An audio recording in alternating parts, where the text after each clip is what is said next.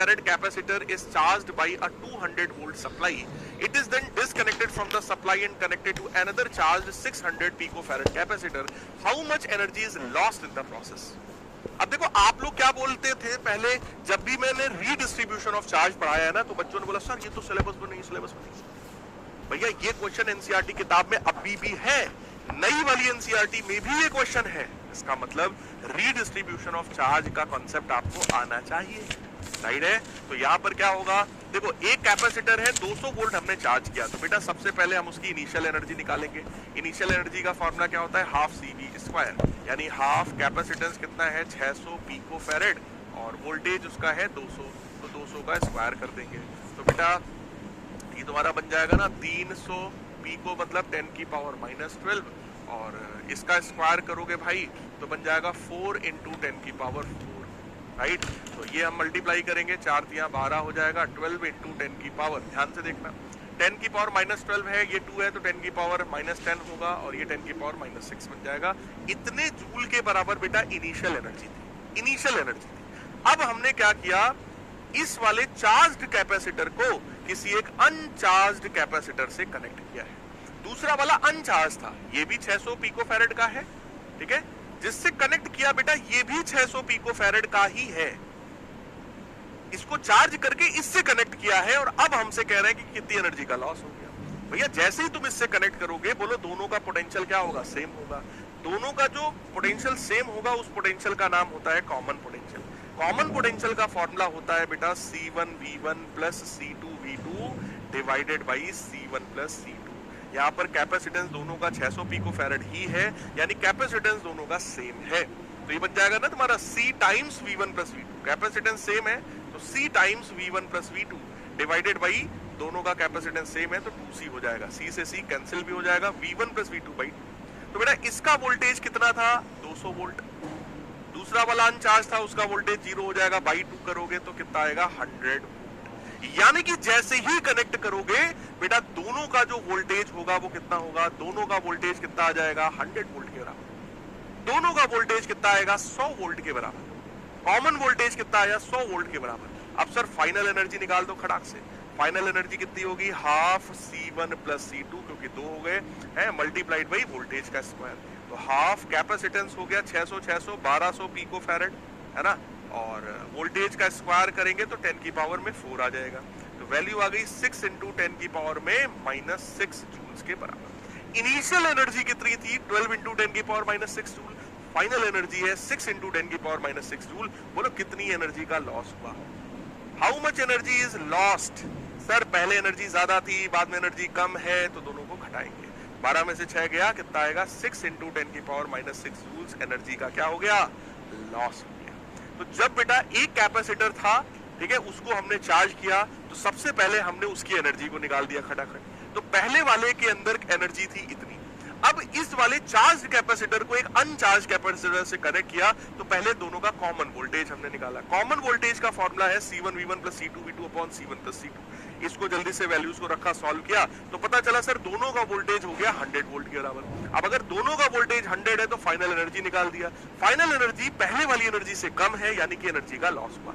Sir कितनी energy का loss हुआ, दोनों को हमने सब्ट्रैक्ट कर दिया, आंसर आ गया, राइट है क्या, क्लियर है क्या।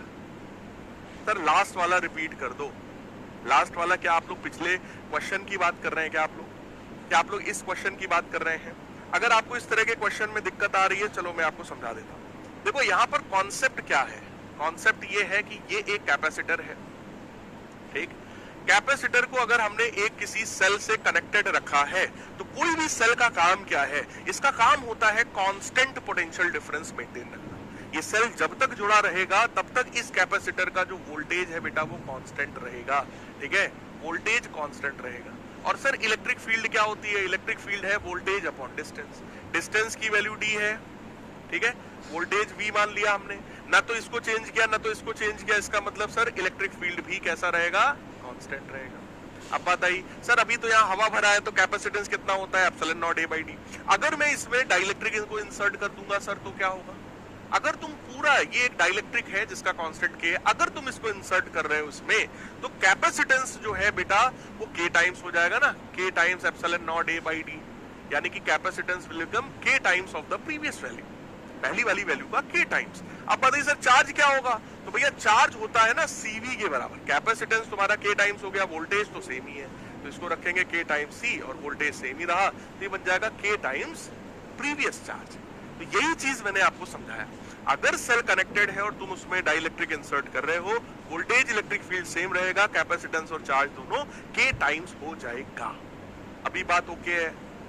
बोलो यार, क्या अभी बात आप सभी को क्लियर समझ में आ रही है? Is this clear everyone? फटाफट मेरे को बता दो, फटाफट मेरे को बता दो, ठीक है। अब यही अगर मैं बैटरी हटा दूं सर तो क्या होगा?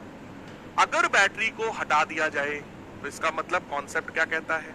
अब कॉन्सेप्ट कहता है कि सर अगर बैटरी हट गई तो पोटेंशियल डिफरेंस कांस्टेंट नहीं होगा सर, इस बार चार्ज कांस्टेंट होगा, है ना, चार्ज कांस्टेंट। जबकि अगर डाइलेक्ट्रिक को इंसर्ट करोगे तो कैपेसिटेंस का तो सीधा फंडा है, कैपेसिटेंस तो भैया k टाइम्स होगा ही होगा, कैपेसिटेंस तो बढ़ना ही बढ़ना है, दोनों कंडीशन, राइट। Q बराबर CV होता है बेटा, तो यहां से मैं वोल्टेज की अगर बात करूंगा तो that will be charge upon capacitance. अब कैपेसिटेंस आपको पता है k टाइम्स हो चुका है, तो इसका मतलब जो वोल्टेज है वो k टाइम्स रिड्यूस हो गया।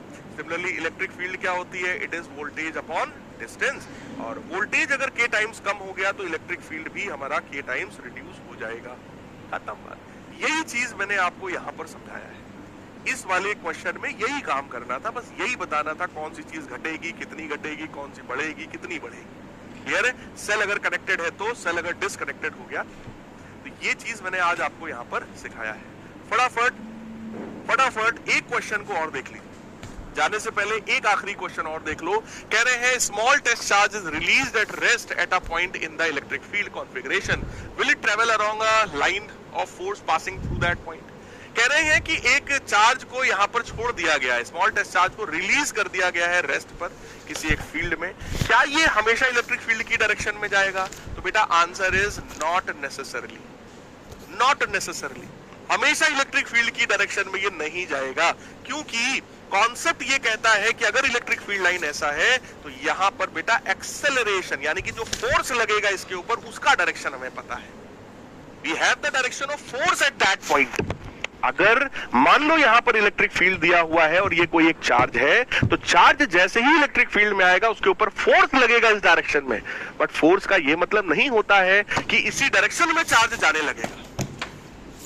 फोर्स का मतलब क्या हो गया कि सर एक्सेलरेशन का डायरेक्शन यही है, एक्सेलरेशन का डायरेक्शन यही है, बट वेलोसिटी का भी डायरेक्शन यही होगा ऐसा जरूरी नहीं है। जैसे सर्कुलर मोशन में देख लो, सर्कुलर मोशन में अगर आप देखो तो पार्टिकल जो यहां पर होता है वेलोसिटी इधर की तरफ है बट एक्सेलरेशन इधर की तरफ है, तो एक्सेलरेशन का किसी डायरेक्शन में होने का ये मतलब नहीं होता, एक्सेलरेशन इधर की तरफ है तो इसका ये मतलब नहीं है कि चार्ज इधर ही जाएगा। हाँ, अगर ये एक यूनिफॉर्म इलेक्ट्रिक फील्ड होती, अगर इलेक्ट्रिक फील्ड ऐसी होती यूनिफॉर्म इलेक्ट्रिक फील्ड, अब कोई चार्ज रखोगे तो सर ये चार्ज किधर जाएगा? फील्ड की डायरेक्शन में जाएगा, सिंपल बात। Is that okay? Is that clear? समझ आया सभी को? समझ आया सभी को? सर अब काम क्या है? काम ये है कि आप लोग इस लेक्चर के इस पीडीएफ को अभी तुरंत डाउनलोड करेंगे, ठीक है, और क्वेश्चंस की प्रैक्टिस करेंगे जो मैंने आपको चैप्टर 1 के जो PYQs की फाइल दे रखी है। सर ये PYQs की फाइल कहां पर मिलेगी? सर ये वाला नोट्स कहां मिलेगा, है ना? तो ये वाले नोट्स आपको मिलेंगे इस वाले टेलीग्राम चैनल पर, राइट, और इस वाले